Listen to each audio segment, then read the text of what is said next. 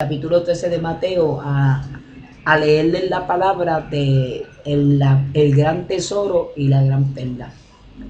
Y estaba explicándole cómo una perla tiene un valor y vale muchísimo dinero.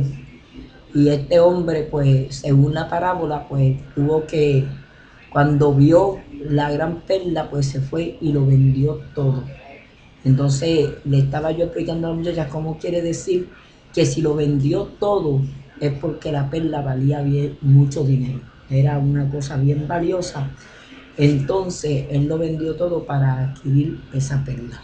Y como esa perla, con el valor que esa perla tiene, y nosotros tenemos esa perla en las manos de nosotros sin nosotros pagar nada, completamente de gratis. Mas, sin embargo, nosotros no le damos el valor que esa perla se merece. Nosotros no usamos esa palabra como el Señor establece que nosotros debiéramos darle reverencia y darle valor a esa palabra, ponerla por obra, tomarla en serio, entender que si nosotros nos reunimos y habemos 2 o 3 reunidos orando en su nombre, ahí está el Señor. Entender que si nosotros hemos leído la palabra, conocemos la palabra y nosotros sabemos lo que es malo, la Biblia dice que el que sabe hacer lo bueno y no lo hace es pecado, explicándole cómo las cosas del mundo nos afectan y nos separan de Dios. Como la Biblia dice que todas las cosas que están en el mundo proceden del espíritu del mundo, y que nosotros tenemos que entender que nos separan de Dios. Y cómo es posible que nosotros, entendiendo que una cosa crea una separación entre Dios y nosotros, que nosotros aún insistamos en seguirla haciendo y en seguirla teniendo, una cosa que crea una separación. Entonces, hay personas que dicen que son cristianos y viven y van a la iglesia, pero siguen practicando las cosas del mundo. Entonces te dicen a ti: no, porque yo tengo un corazón que busco de Dios y yo oro. Pero si estás practicando las cosas del mundo, estás separado de Dios, porque la Biblia dice que el que no es conmigo, contra mí es. Y el que está practicando las cosas del mundo está separado de Dios. Entonces es abominación a Dios cuando nosotros nos plantamos a Dios y oramos a Dios cuando aún estamos bajo la potestad del mundo, porque la Biblia dice que la oración de los impíos es abominación delante de Dios.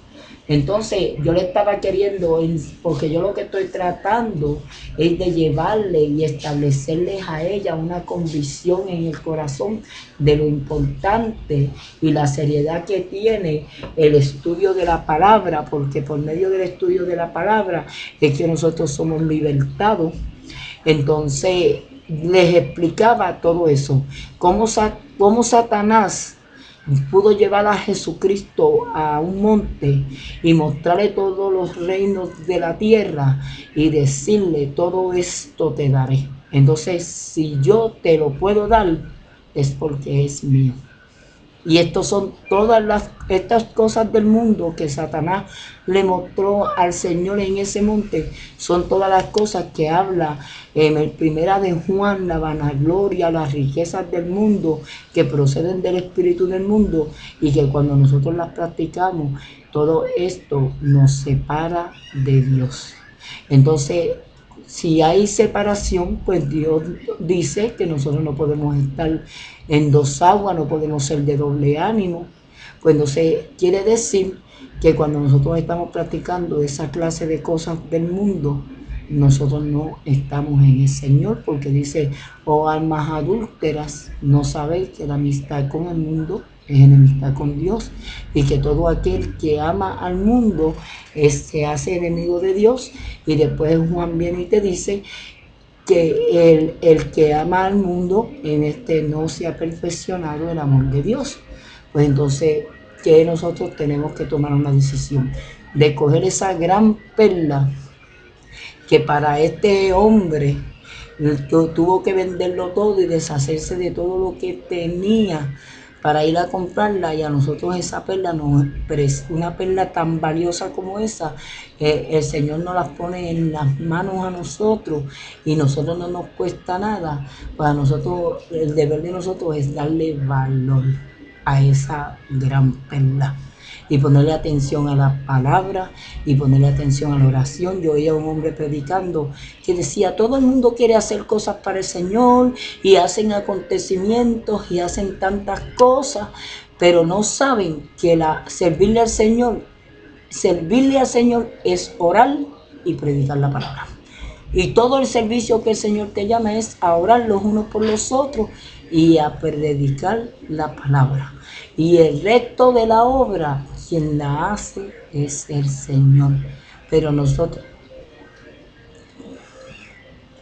nos tenemos que someter, como hablábamos Venus y yo hoy, de primera de Tesalonicenses, capítulo 4, versículo 23 o 5:23, que dice que el Dios de paz nos santifique por completo en todo nuestro ser, espíritu, alma y cuerpo. Entonces la gente dice que la santidad es por dentro, pero ese versículo de la Biblia te está enseñando a ti que se tiene que reflejar en tu cuerpo, porque los apetitos de la carne y las cosas que están en el corazón de nosotros se manifiestan en la carne, porque la carne es el cuerpo y el cuerpo es la parte de afuera donde se manifiestan las obras de la carne. Entonces,